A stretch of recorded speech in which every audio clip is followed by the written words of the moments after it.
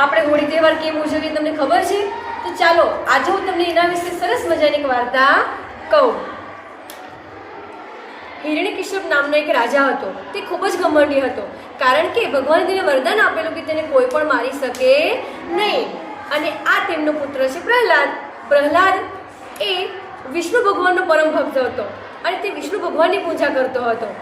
એટલા માટે હિરણ્યકશ્યપ રાજાને આ ગમ્યું નહીં અને પોતાના પુત્રને સમજાવે છે કે તું વિષ્ણુ ભગવાનની પૂજા છોડી દે અને મારી પૂજા કર.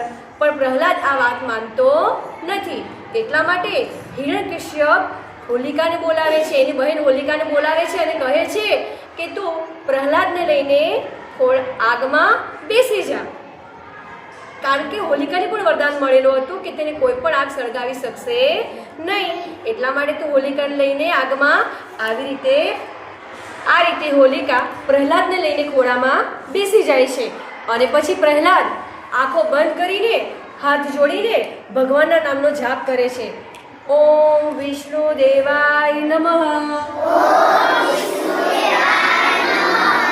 ઓમ વિષ્ણુ દેવાય નમઃ. ઓમ વિષ્ણુ દેવાય નમઃ.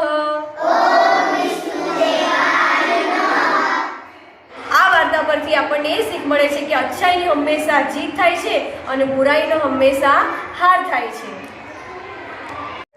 આજે આપણે આ વૈદિક હોળી બનાવી છે. એમાં કેટલાક પતંગ લગાવ્યા છે, તોરણ લગાવ્યા છે, નારાછડી લગાવી છે. જે તમે જ્યારે હોળી સળગાવો છો ત્યારે તમે એને ત્યાં જોજો કે શું શું લગાવેલું છે. બરાબર. આજે આપણે એનું હોલિકા દહનનું કાર્યક્રમ કરીએ.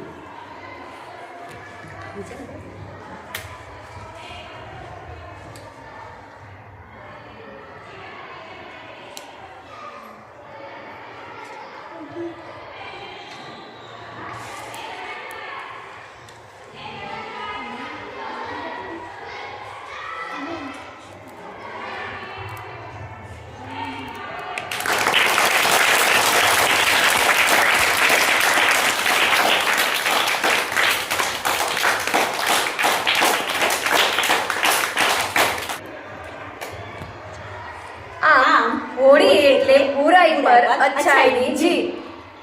હેપી હોળી.